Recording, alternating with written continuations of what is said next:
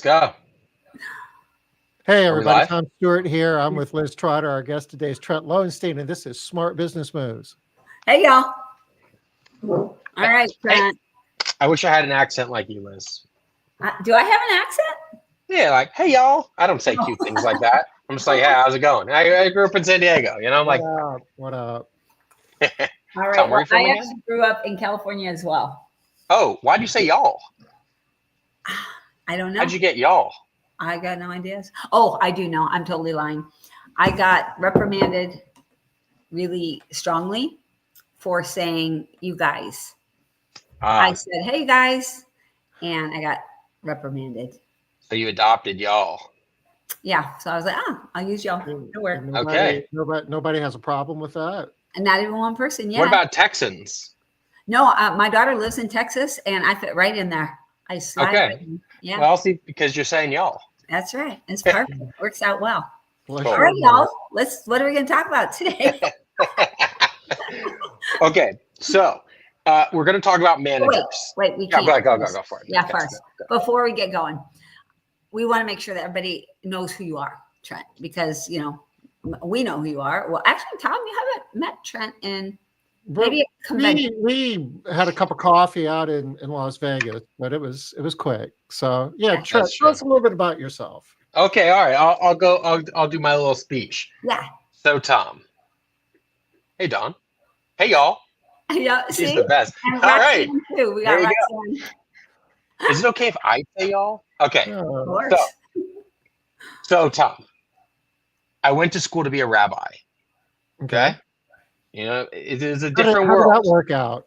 Well, so this is how the story goes. I went to school to be a rabbi. I went to Israel. I was there in the Kotel, in the Western Wall. It was absolutely beautiful. My dad called me up. He says, "Trent, are you going to do this? Are you going to do this for the rest of your life? Is this your path?" I said, "Dad, I don't think rabbis make very much money. I got to come home." Okay. So I came home, got a master's in business. Was your dad relieved to hear that? It's what Jewish father doesn't want to say, "My son, the rabbi." Yeah. Mhm. It's like that's what he wants. Or my son, the doctor, my son, the lawyer, Yeah. accountant's the next step down. But doctor, lawyer, and rabbi for our people, from your lips to God's ears. Nice. This is getting off to a good start. So It's I all went to school downhill to be, from here. yeah, it's all downhill. That was the opening, everybody. So I went to school to be a rabbi. My brother and I started a consumer goods company. We were selling nail clippers and nail scissors. We did private label products for big box stores like Babies R Us and Toys R Us and Bed Bath. We sold on Amazon and Target and all the major retailers around the country. We exited that company successfully. And then I started marketing to the trades. And I was a director of a marketing company specifically targeting HVAC, plumbing, and electric shops. Then I was lucky enough to get headhunted by a company called Nexstar, which is a best practice group specifically designed for plumbing, HVAC, and electric, and growing and scaling your businesses. From there, I ran a very large electric and HVAC shop. Then I had the greatest opportunity of my life, which was to work for Tommy Mello and launch his program, Home Service Freedom. I was the lead coach and director there.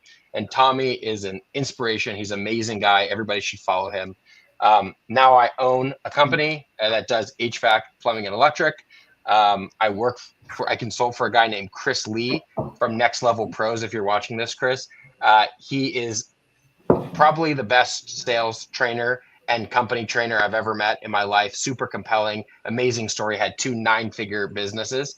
And so I'm, a business owner and travel around the country speaking about best practices and simulation theory. That's the gist. What are you making food back there, Liz? I told you that I was in Lake Chelan, and I'm Yeah. staying at my friend's vacation home, Stacy Sutton. And so she's making espresso right now. Oh, Sounds yummy. really good. That she's Okay. whipping up the milk right now. I can hear it. Making noise. She's making, I can mute. That's okay. So, Tom, hopefully that intro wasn't too long, but that's the gist. No, that was awesome. So just to put it together, I mean, Tommy Mello is kind of, absolutely a rock star. Everybody's knows or has heard of Tommy. Yes. And Chris Lee, also a rock star. He's a Tommy type of guy. Oh, okay. Yeah. I need to expand my circle. Look him up. But did I hear that you own a HVAC electrical company? You're actually doing contracting work yourself? Yeah, we have something like 30 trucks on the road at Vector Services. We are the best HVAC plumbing and electric company in the Twin Cities. That is crazy. Yeah. In addition to all the coaching, consulting, and what was the last thing you mentioned? The Matrix, the simulation theory. Okay. Okay, we'll talk about that in a second. Very good. So that's what he's really excited to share about. That's right. His passion. That's right. So when I was at ISSA, a speaker there, I talked about game theory. And essentially, are you familiar with the term God mode, Tom? I am not. Okay. So in a video game, God mode means that you are outside of space and time. The rules of the game don't apply to you. So it's kind of like when you get that gold star in Mario and then nobody could destroy you and you could just go through the whole game. So that is what God mode is. Okay, I understand Mario. Now you're talking. That's perfect. So the idea is that there is a way to play your business like a game in God mode. Hey, Denise. Okay. And the way to do that obviously is through a couple main things. The first one is establishing the world that you're going to play in. So we don't have to go into too much depth, but I'll just give you the gist. Tom, do you play video games or no? I used to. I was pretty good at like Doom 2. Okay. All right, good. Roll it back a ways. You know, I work with a team of people and they all play video games. Like it's the topic of discussion. And I kind of feel like I do, even if I don't. I live vicariously through them. Cool. Okay, so let me give you a little cheat code for when you talk to your friends, okay? So in a video game, you essentially No, wait. We have to hold on. He doesn't have any friends, but he could talk to his employees. Yes, okay, talk to your employees. Wait, I have some acquaintances. Yeah. You know, Tom, if you played some video games, I think that would help with friends. There you go, maybe. Yeah. So just imagine for a second that you're playing the game Mario, which we all know, right? Oh. You are the player of the game, right? You're like, and the game is on the TV. So the game is taking place and you're outside of space and time. You could pause the game and time still continues in your world, but doesn't continue in the game, right? Got it. So there's a couple things that make a really good video game. The first one is what kind of world you play in. Are you playing in a closed world like Pac-Man, where the game doesn't really change? It's just gets faster and faster. It's the same characters. Do you play in an open world with thousands, if not millions, of players from all over the world on one single map? Do you play a creative game where you can do anything, you can fly, there's no rules of the game, right? So what kind of world are you building for your company? That's the first piece. Now, what we have in the trades is essentially an open world game with a linear progression, which means the world could be as big as we want, right? You could go clean as many houses in this territory as you want, but there is a progression. A call comes in, it has to be booked. The tech arrives at the house, they do the job, you get a 5-star review, you go home and you do it again, right? It's linear. It's not like all over the place. Yeah. Okay. So that's the world that we're creating together. Now there are 4 components to this world. The first one is that you have to have a compelling story. Nobody wants to work for a slave driver, right? And the more and more small businesses that pop up, the more that each person has an opportunity to say, yeah, I'm not going to work with you. I'm going to go over here where the culture is way better. So the story that your business has to be a playable game, something that people really want. The second thing your business needs is characters. You need compelling, evolving characters that help move the game forward, right? Otherwise, you just have a story, you have nobody to play it. Yeah. The third thing you need is rules to the game. We call that game mechanics. You can't just have a bunch of players living in this world and driving all over the place. There has to be some kind of structure for the characters to live in. Okay. And the fourth one is a scoreboard. Nobody is playing a game where you can't win, right? It has to be set up for success. We all agree on those things, right? Absolutely. The only one that I wonder about is with characters. Do we have to have bad guys? You're creating the world.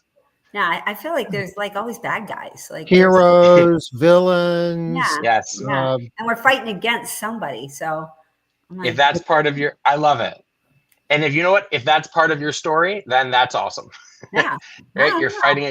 You're fighting against messy people, and that's why you have all these cleaners going as superheroes, you know? Fight. Yeah. Yeah, fighting the good fight. Dust bunnies.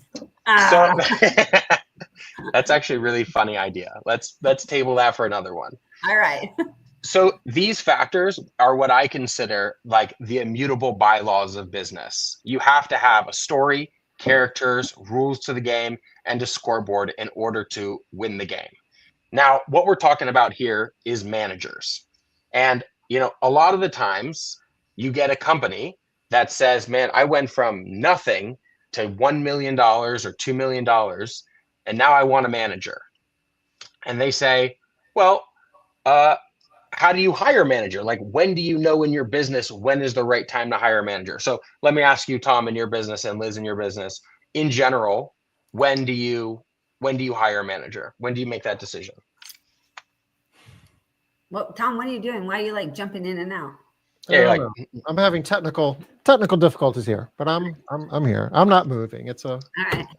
That normally happens. I'm adjusting my game environment. Oh, okay, nice. Ooh, very good. So he's in the mode. He's in it, Tom, yeah.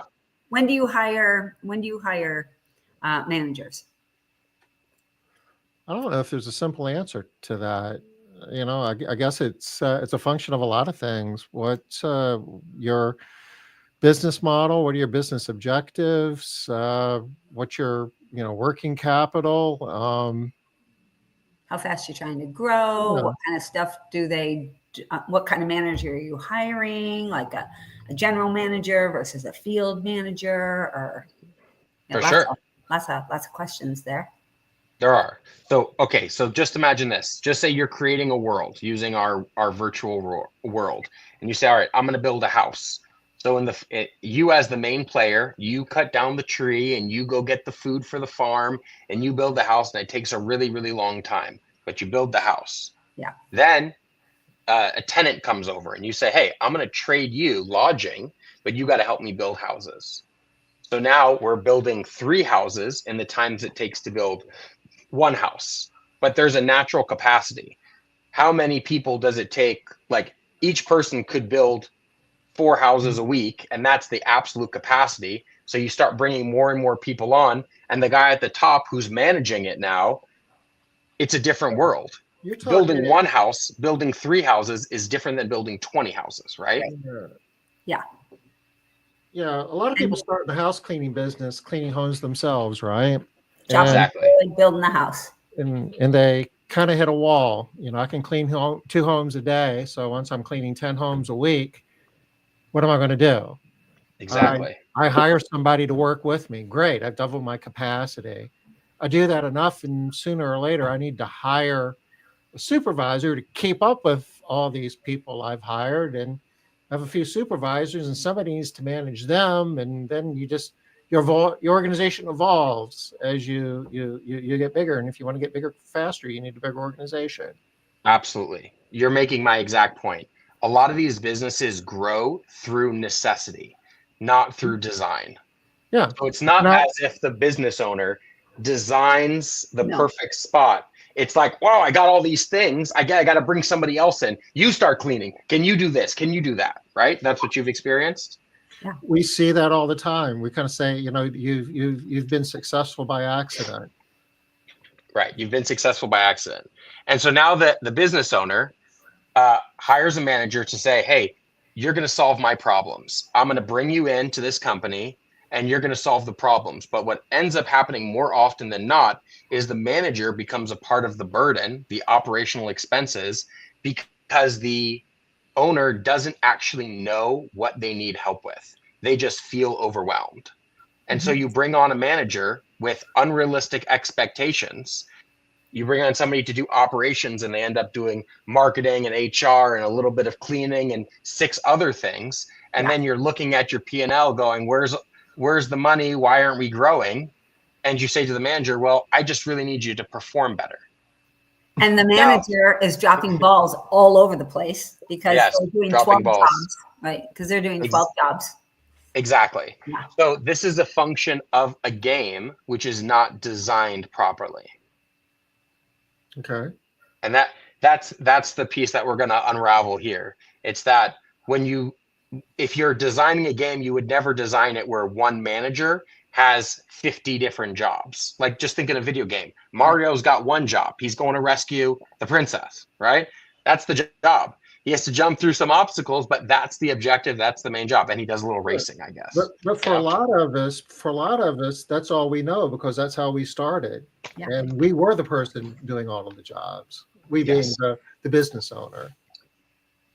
Perfect. Let me give you now. It's perfect. It's like you planned this, Tom. Like you guys practiced or something. You're asking. I'm working off a script, okay? So, yes, when the owner is successful, they feel oftentimes, well, this is how I do it. This is how I did it. This is how you should do it.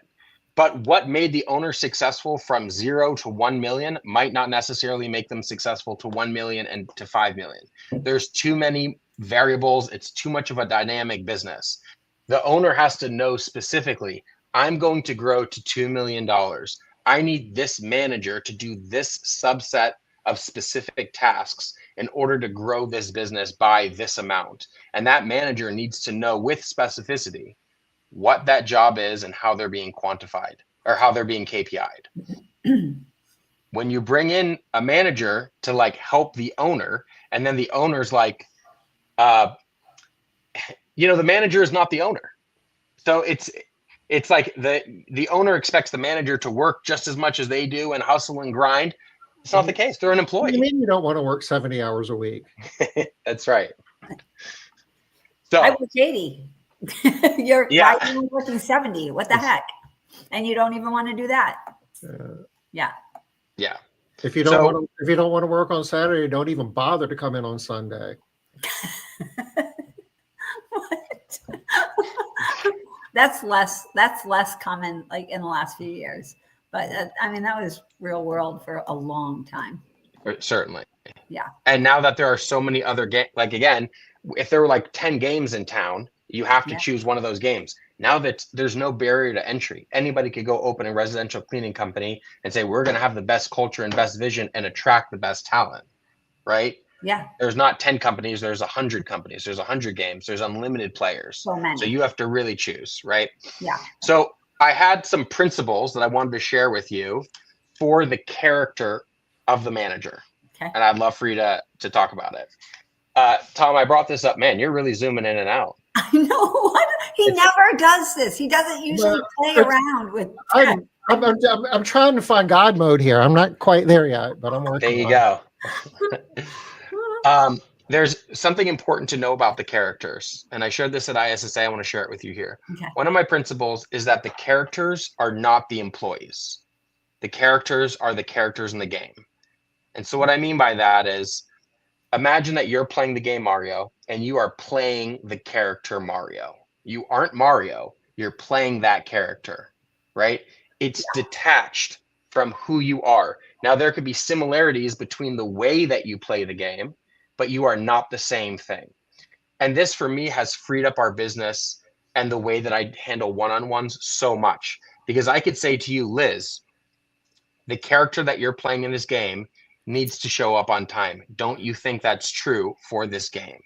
You would say, absolutely. The character of GM or CEO or GM needs to be here on time. And they need to be there every day. And yes, exactly. I absolutely agree.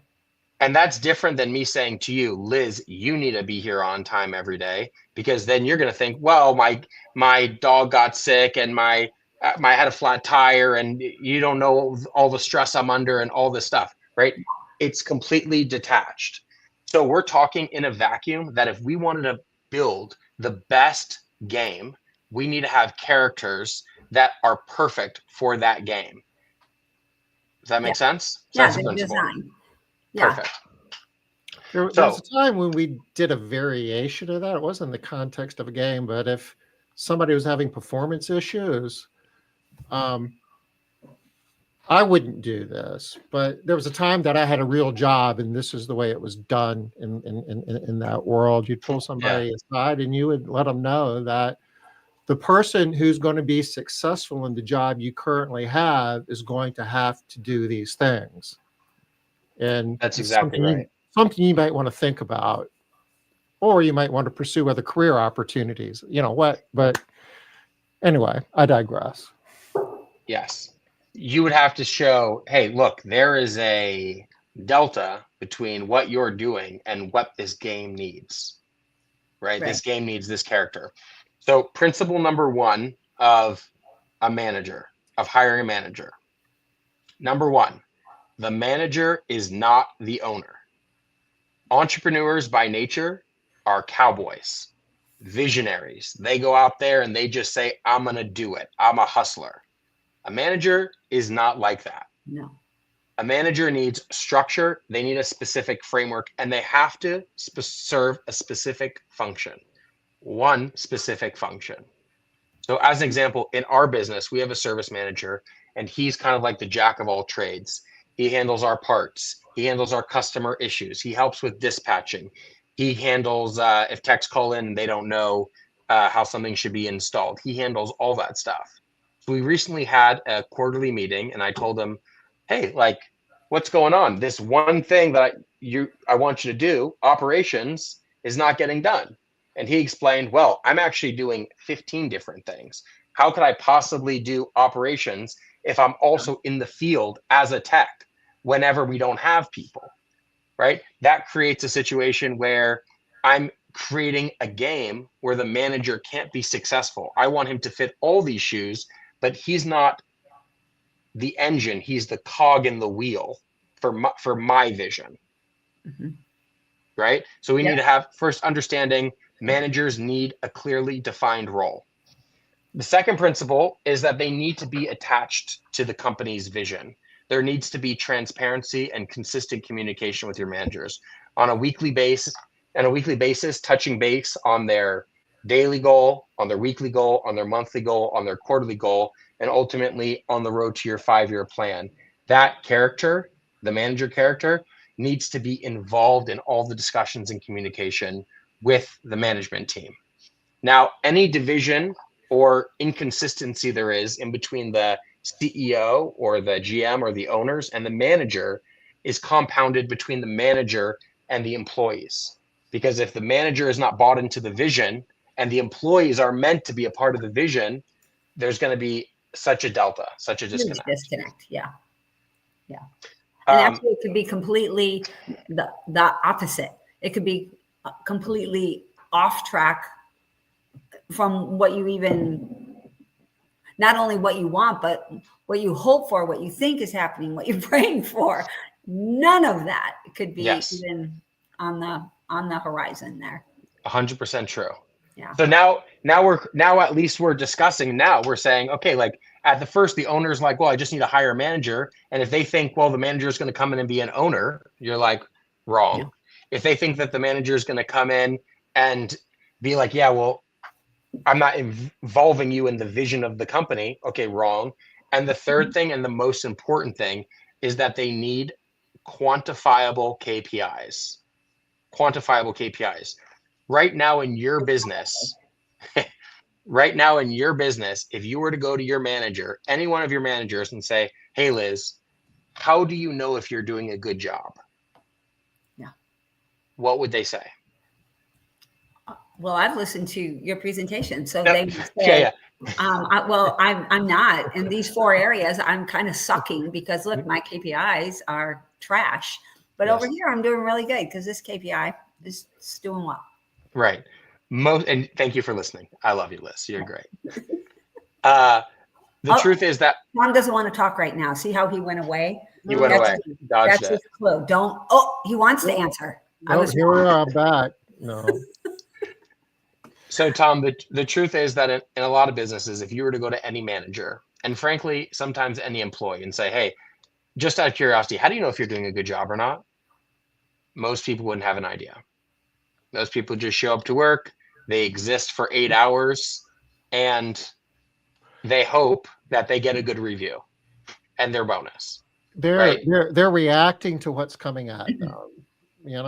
Exactly. Putting out fires. The angry customer, making sure that somebody's showing up to every job, trying to avoid what we would call the non-conforming issues. But absolutely, the proactive things that are really creating the value, sometimes you're painting a picture that a lot of times it's like, God, I'm working so hard and I'm just going nowhere. I need to hire a manager. Yeah. Sometimes hiring a manager is really hard too. And once you have a manager, your job isn't over. It's just starting. Yes. And sometimes you're compounding your issue by hiring a manager. Yeah. Well, so that is what, if you don't follow these principles, I believe that's the outcome. That's the conclusion. Because just say you're running at 15% profitability or 20% profitability, whatever it is, and you hire a manager, that manager's salary immediately comes out of your operating capital, right? Like your operational expenses. So that manager now is taking up a salary and they have to have a positive contribution to top line revenue or net profit, right? If those things don't exist, then why have the manager? Because that's what we're trying to grow and scale. However, if the manager doesn't have a path, be it the marketing manager, the operations manager, the GM, whatever it is, how do they know what their contributions are to the scoreboard of the game, which is the P&L? Because anybody that you bring onto your company has to have a positive contribution to your top line revenue, your efficiency, and ultimately your net profit. That's why you scale a business. That's why you hire somebody. Agreed? All right, so I've got a question for you, Trent. So absolutely, you're speaking our language, but it sounds like you have a way of speaking that might connect a little bit better for this scenario. I'm ready. We run into people all the time, business owners that don't want to share numbers. They don't want to share the P&L. It's very uncomfortable. So Tom, look, obviously Tom knows this. He's dealt with this intimately for decades. And in Made Central, he created a dashboard, which, is kind of amazing, the core KPI dashboard, so that people can run their numbers. They can use these numbers as a number that people can, measure themselves from. And even your techs have their own number, right? It's critical that everybody knows, like you said, how do you measure your success, whatever that way is. But what do you do about the owner who, two scenarios and two separate questions, but they're two scenarios. One is the first owner doesn't really want to share net profit, doesn't want to share a lot of the numbers that are critical that define success of the business, right? Right. They don't want to share that. That's the first. And what's the reason? Okay, tell me the second thing, and then we'll get there. And I mean, these are some really smart people too, right, Tom? We had a conversation not that long ago with somebody who, like, we talked about this a lot when we were in Atlanta back in October. Yeah, that's what I'm thinking of too. Yeah. And so, like, really, like, smart people doing good business, running good businesses. And so we can give you that, a little bit of that. And then the second one is when they keep hiring more and more managers, and their story is that the managers are all bad, right? Listen, and recognize that the managers aren't bad. That person training the managers and, like, managing the managers, leading the managers, that person might have a little bit of a problem. Yes. Right? So those two are the two big things we see. Let's start with the second one, because literally I just dealt with a person that was like this. Nice. I love it. Okay, so they're going through marketing companies, they're going through employees, they're going through managers. Everything is everybody else's fault. They did the best. This was the best and everything. And these other companies continuously failed them, and they'll just keep going. Yeah. Okay. it's very difficult to talk to somebody like that because they have something in them that doesn't want to say that they're wrong, right? And sometimes when you're the owner and you're living in your own world, it's kind of like you're insulated by your own ideas that it's kind of like criticizing the emperor, or isn't that like a expression? I never heard.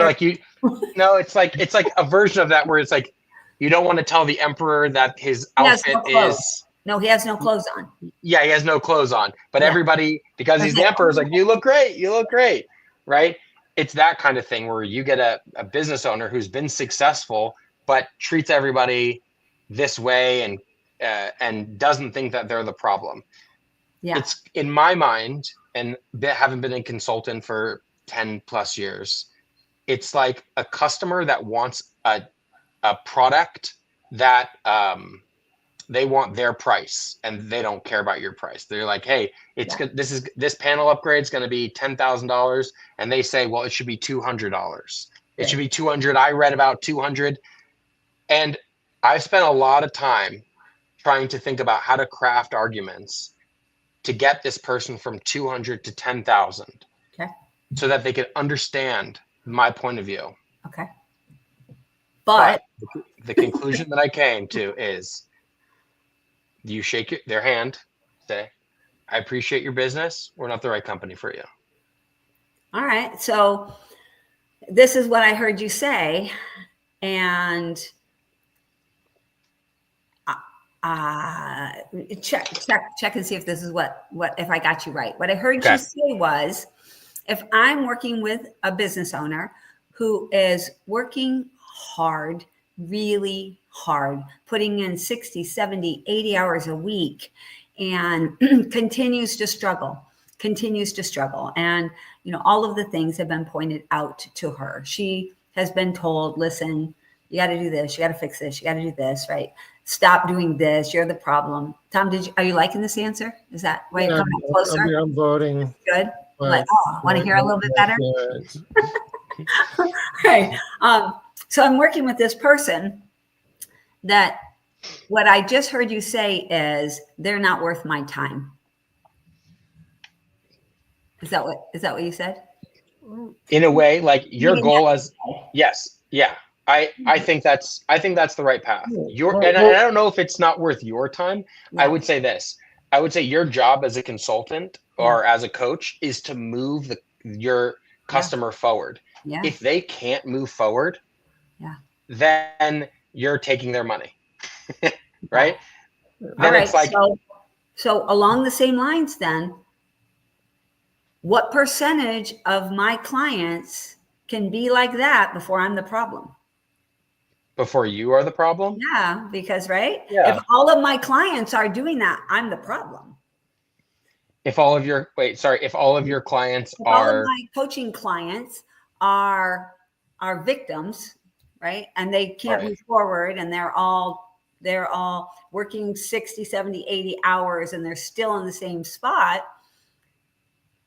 What percentage of them means it's them and I need to cut them loose, versus Liz, if 80% of your coaching clients are like this is you, chick. Yeah. Right. Well, but I don't think I didn't hear that in Trent's explanation. When he was like, it's going to be 10,000. Well, I think it should be 200. Yeah. In my mind, that's a fringe case. And this person isn't somebody that I'm going to be able to help. And in your coaching business, Liz, you run into fringe cases, if you will, where it takes 5 minutes. It's like, you're looking for somebody else, but I've got a referral for you. Okay, but the only reason I'm bringing it up a level is to the coaching is because I want to know, going down a level, when those people are stuck in that place, how do they know when it's time for them to say, is there a way to say, hey, listen, if 20% of your people are a problem, you probably just need to vet them a little bit better, have a little bit better onboarding process, whatever. Yeah. Once you start hitting 25%, you need to start looking a little bit closer at yourself. Right. Once you hit 30%. And what has been your experience when you say that to somebody? So, the fringe cases will say, I'm perfect. Yeah. Right? I mean, Tom, you know who I'm talking about right now. That percentage before you have to look in the mirror and say as yourself, I think is different for everybody. It's a matter of what their tolerance for pain is. Oh, Sure. I like that answer. That's good. Like, how Eventually, well do you want to win the game? How much do you want to win the game? Or how happy are you to just keep playing forever without winning? Most people will eventually come to the right conclusion. It's just a matter of how long does it take and how much pain can they endure. How painful is it? Yeah. I want to share a funny story. It's not funny, but I want to share a story with you, a personal story that has a parallel here. Okay. So when I met my wife, I was like 215, shredded, going to the gym all the time, really good. Right now, or last month, I weighed 250 pounds. So I got a little bit bigger, got a little softer, I have 4 kids, I'm eating dad bod. Total dad bod. I kept the same pants, but when I kind of bend over, I unbutton the top button, when I sit down, I loosen the belt a little bit. I kind of, maybe tuck my pants over my lower stomach, Then if I'm looking in the mirror, and I don't like it, I change the lighting a little bit. I kind of like do one of these suck-ins, and you could fake it. Yeah. You could fake it. This is a good story. You're right. I like it. I was at an event where this guy was talking about getting fit and how important it is. And for the first time in a long time, I looked at myself in the mirror and I was like, Trent, you have a problem. You don't look healthy. You don't feel healthy. You know that you're not eating right. And your kids wouldn't be proud of the habits that you have right now. And those pants don't fit. And those pants don't fit. But it takes a little bit of time. Yeah. It takes a little bit of time to see yourself that way. Yes. And it takes an honest look at yourself. And you have to be ready for it. You have to be ready. And if you still want cupcakes that much, you might not be able to see that the pants don't fit. Right? 100% true. I'm happy to say that thanks to Chris Lee at Next Level Pros, I'm down 10 pounds this month. I weigh 240. And hopefully by March 17th, I'm down to 225 is my goal weight. But this is the thing, like you have to do the work and it's painful. And it's kind of like you feel like you could always cheat. But if you're a person who believes that you're always right, like your brain doesn't want you to be wrong, you have to feel the pain more. You have to know like what's here is not necessarily true. Like I don't need a muffin. I don't need a sugary drink. I'll just drink water, right? Yeah. So you got to get to that place, really. All right. So that's the second question. Good. That was helpful. Right? Yeah. And sometimes it really is that, that people can only get to where they're ready to get to. Yeah. That took a nice tangent. I appreciate it. That was a nice little story. Yeah. Thanks, Liz. That was a good story. Yeah. And the best. They'll remember it. Yeah. And people will all remember that you weigh 240 right now, but you're not supposed to weigh that much. So they'll be on you like, hey, Trent, what you weighing these days? I hope that's true. I want to be accountable. The next one what did you weigh when we were in Vegas? Like 250. You look good in Vegas. Oh, really? Thank you. Didn't he look good in Vegas? Tom, tell me. Honestly, didn't have an opinion. Thank you. I weighed 250 and that's one of the heaviest I've ever been. Okay. Maybe you were dressing well. Good job, Trent. Yeah, it's those good pants. Camouflage, right? It's good camouflage. All right. That's right. I'm the queen of camouflage over here too. Yeah, I know. You see, I've never met you before.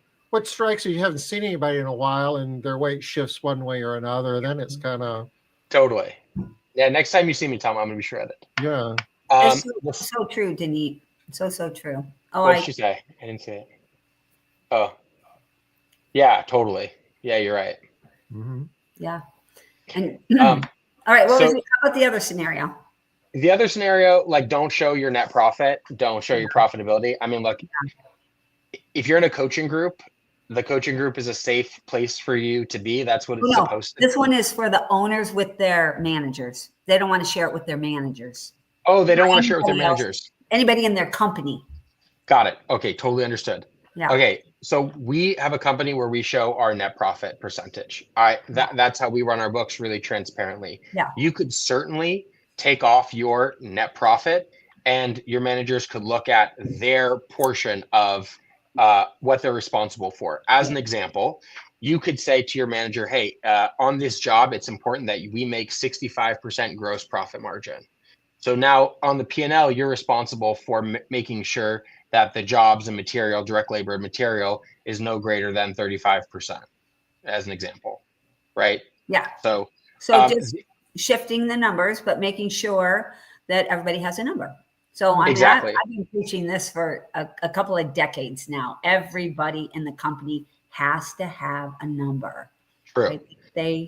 That they know that they can connect with. It doesn't. So this is, do you agree with this, Trent? That it doesn't always have to be, like, especially in the very beginning, it does not have to be this big, crazy goal number. It doesn't have to be that. It can be, you have a brand new employee that's been working for you for a month. The number can be, how many days you go without a day off. That could be a number. Right. Yeah. A lot of this stuff, I said this on a podcast. Do you guys watch Rick and Morty? Yeah. A little bit. Okay. Oh, cool. All right. Cool guy.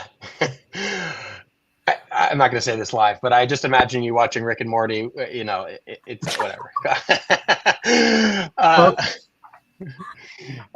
Cool. Say it live. Yeah. But first, it's just us. Go ahead. No, yeah. You know what? I just imagine you. It could be totally fake. I could kind of imagine you rolling a joint, watching Rick and Morty. The old days. The good old days. Not this new stuff that they got going. Old school, and and watching it and doing something like when you watch your mustache kind of. Good. All right. That is so funny. That is so great. You're an insightful guy, Trent. Yeah. God mode. Stories I could tell you. So which AI is it that creates the images from words? Which AI is that? Oh yeah, it's I know what you're talking about. Like you type in a thing and it shows the picture. Watching Rick and Morty smoking. Don't tell Liz. He's showing up in my Facebook feed. I'll text you. I'll text you a picture. I need something. His birthday's almost here. Okay. So that's the thing. I got now. What type of man? These three things really clear. So a lot of times I'm thinking, just real quick. Let's say I have the gal that's working 70, 80 hours, right? And she's working really hard, and she really wants it.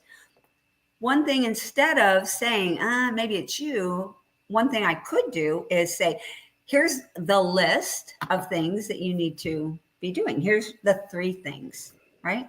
Just focus on these things and let her go in that area. And that could probably get me a lot further, I'm thinking.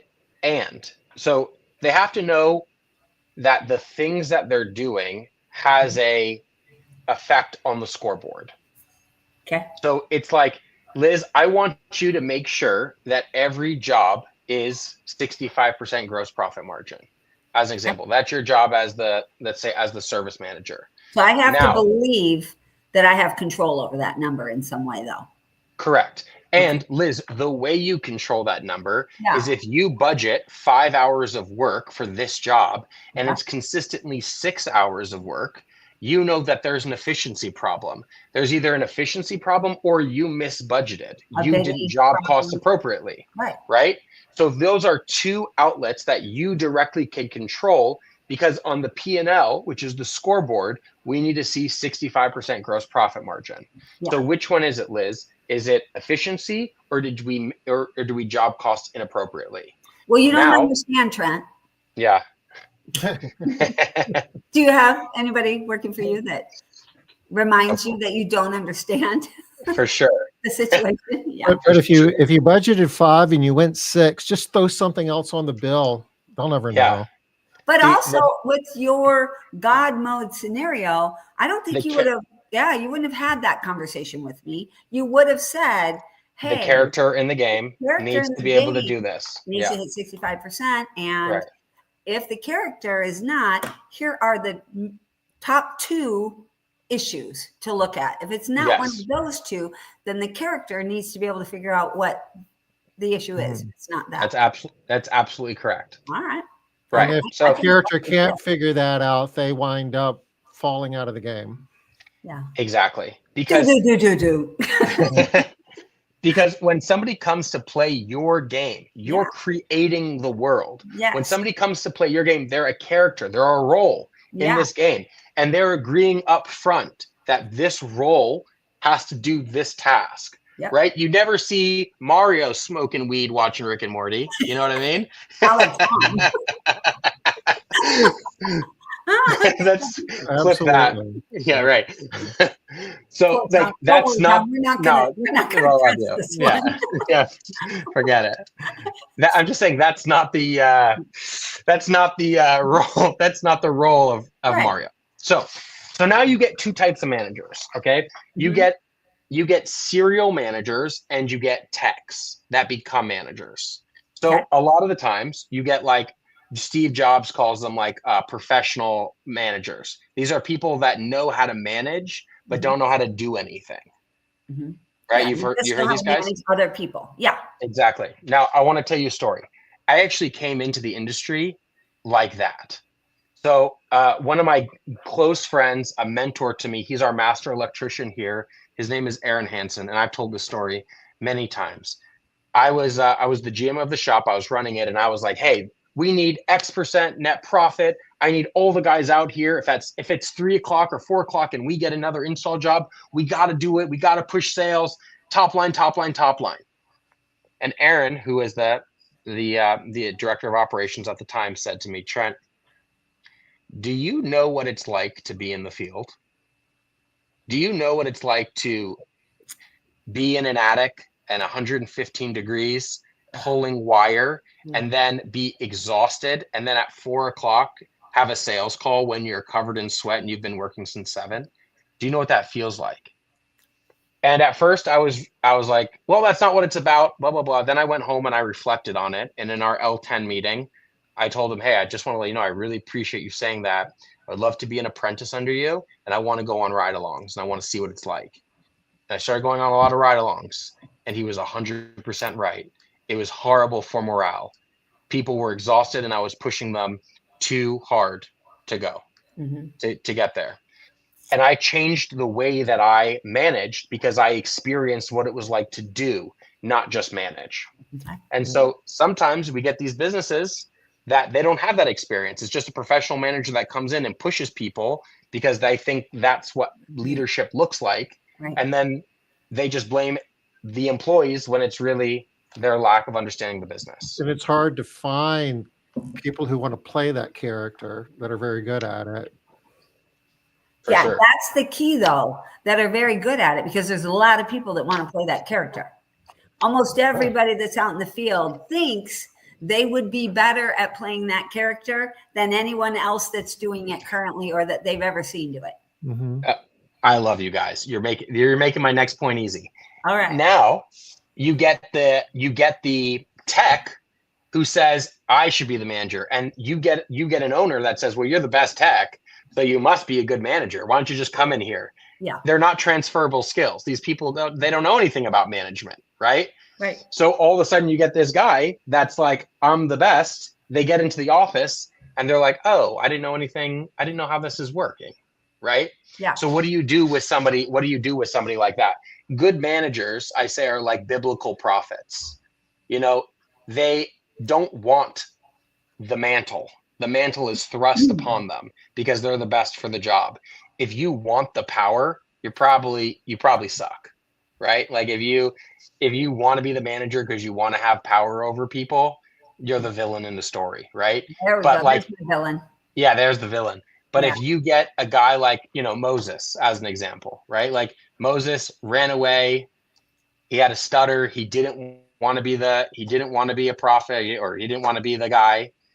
And God chose him to do it for that very reason. You're the uncommon hero that's now rising to become a leader. And obviously he's like, one of the best single greatest contributor to the Torah and the Jewish people, Moses. I don't know if you guys know about that. You know who Moses is, There's a Rugrats episode about it,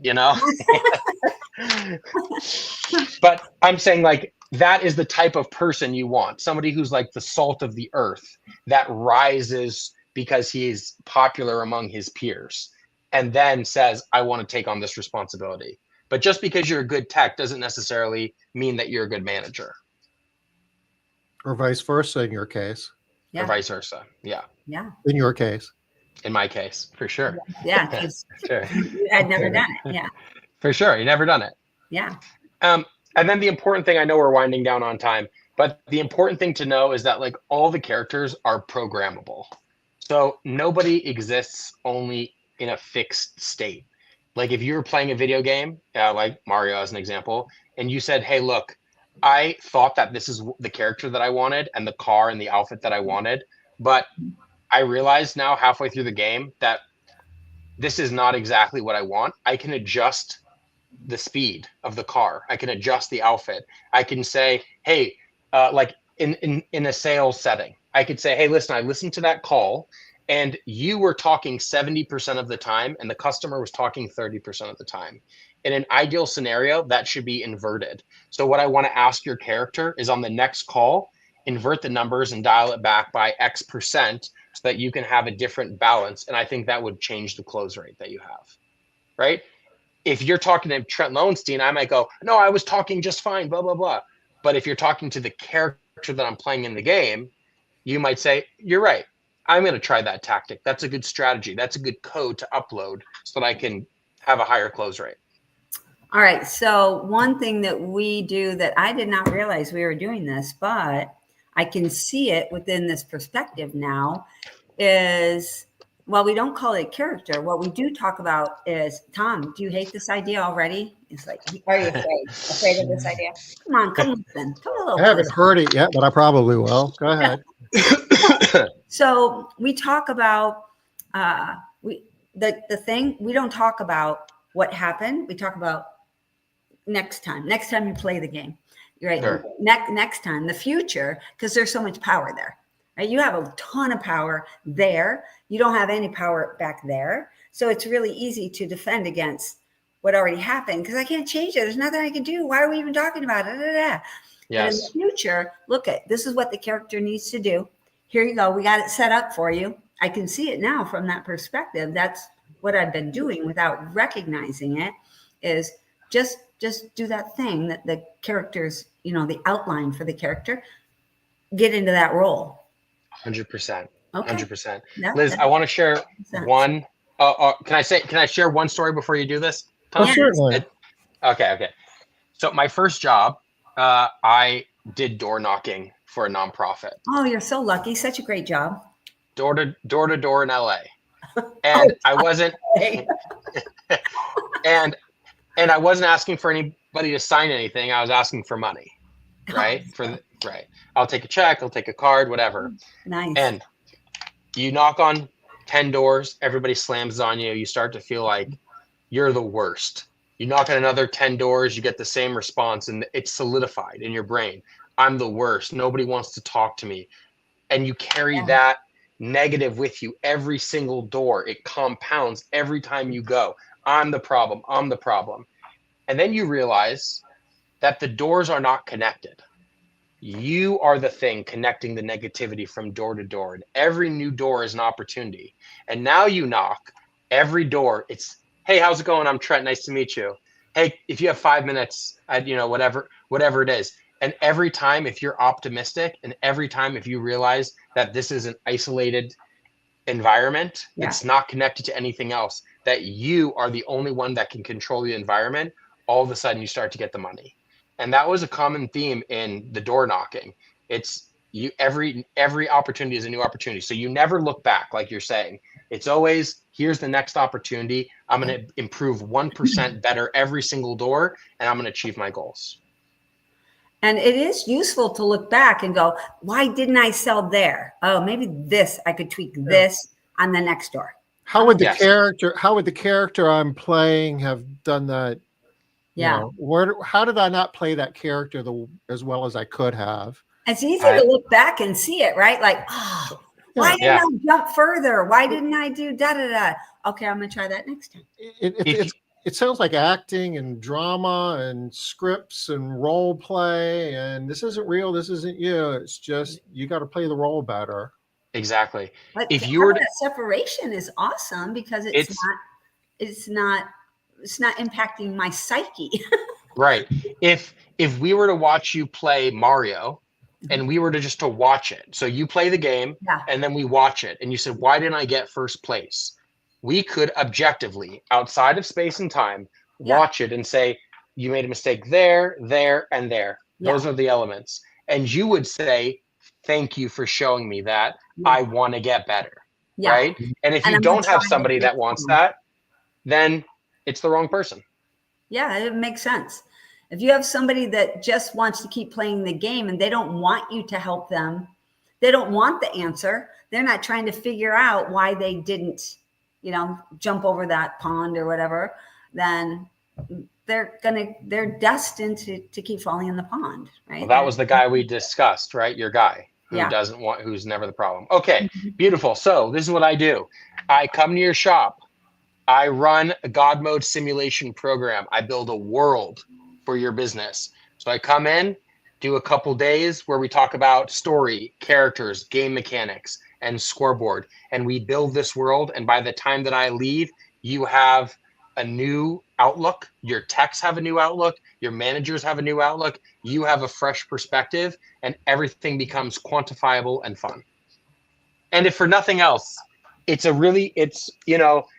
I've spent like a lot of years thinking about the matrix and simulation theory. If nothing else, it will give you a different perspective on how to look at your business, and you'll have a lot of fun doing it. I can see that from just sitting here talking this afternoon. This is been doing this for a while, and not often do I hear something. It's like, wow, not often do we hear, Liz, do we hear something like, God, I've never thought of it that way before. No, I told you the first time I had him on, I was like, the whole call, I was like this. Oh, wow. Okay, wait. Okay, wait. Okay, yeah. Oh, I get it. That is so fresh. So new. Thank you. Yeah. Thank you. I'm going to take the URL to your website, Trent. We're just going to drop it in chat so everybody will have it. And is this the best way to get a hold of you? Is just go to your website? Yeah, go to my website, trent@godmodeconsulting.com. I'll put my phone number in here if you want to text me directly. That's cool too. Mm-hmm. How do I do that? But there's private chat. You can do that. And I can. Well, he doesn't even have to do private since he doesn't care. He's going to have you post it. Well, yeah. Well, you can just tell me and I can type it in here. Okay, it's 646-982-7938. Thanks.